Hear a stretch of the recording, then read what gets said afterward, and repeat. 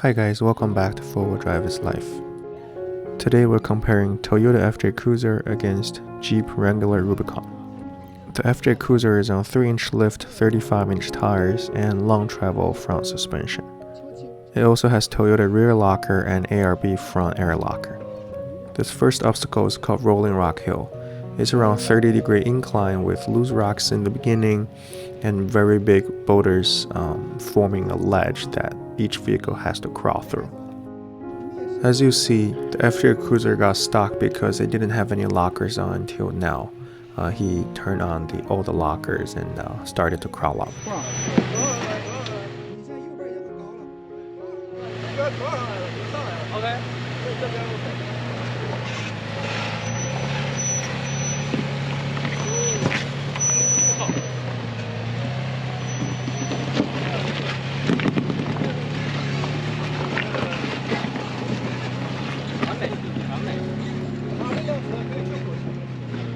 Here comes the JL Wrangler Rubicon. It's on stock suspension and 35-inch needle ridge grappler tires, where the FJ Cruiser is on KM3 mud terrain tires. Both vehicles didn't have the lockers on until the boulder ledge, so they were kind of slipping a little bit when on their way up.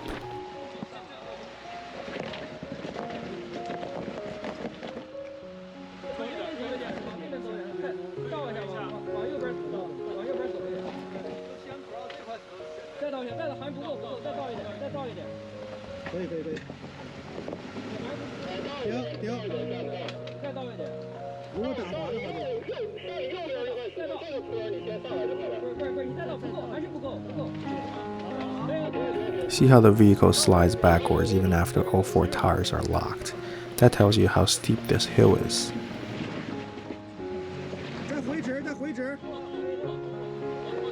So the driver was just confirming with me that if the wheels are spinning at the same time, because on his dashboard it's still saying it's still blinking in terms of the lockers up until now.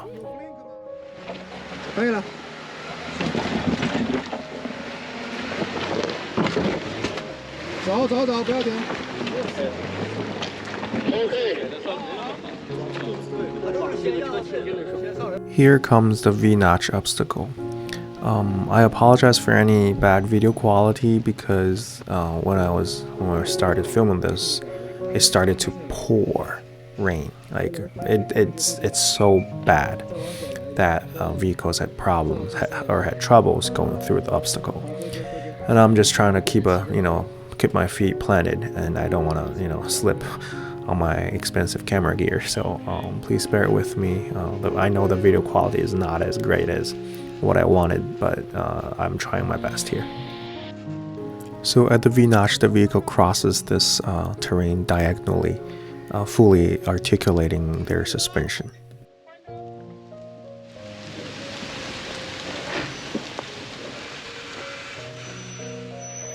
Please excuse the brake squeak here.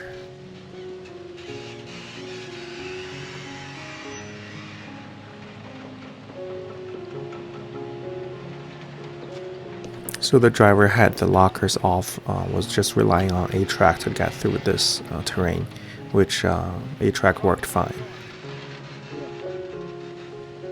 However, when exiting the V-notch, the FJ Cruiser did struggle a little more than we expected.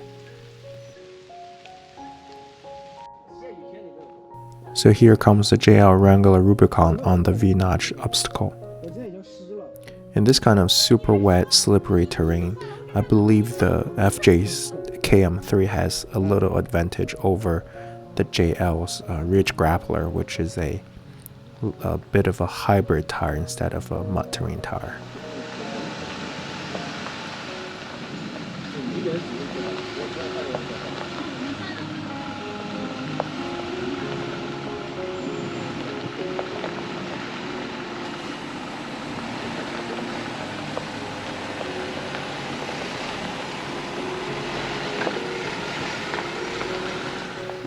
On this flex, you can tell the droop of the front axle of the JL Rubicon has a little more articulation than the FJ Cruiser does.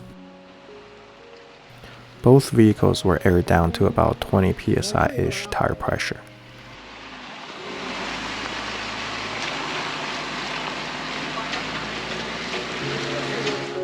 So now the JL Rubicon is heading to the exit of the V-notch.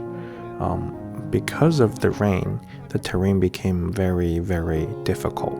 And even for fully locked, I would say triple lock, but it only has 2 lockers. So even for the fully locked vehicles on 35s with like aggressive tires, it's still gonna struggle. And you will see when it's trying to climb that, see that how that ditch in front of the vehicle is.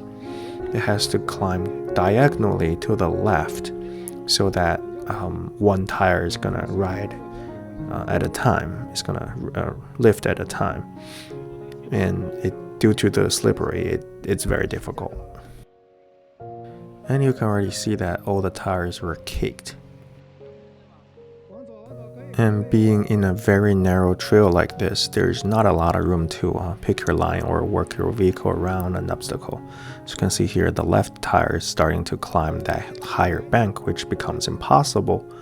So he just have to stay on the gas and trying to climb, no matter what.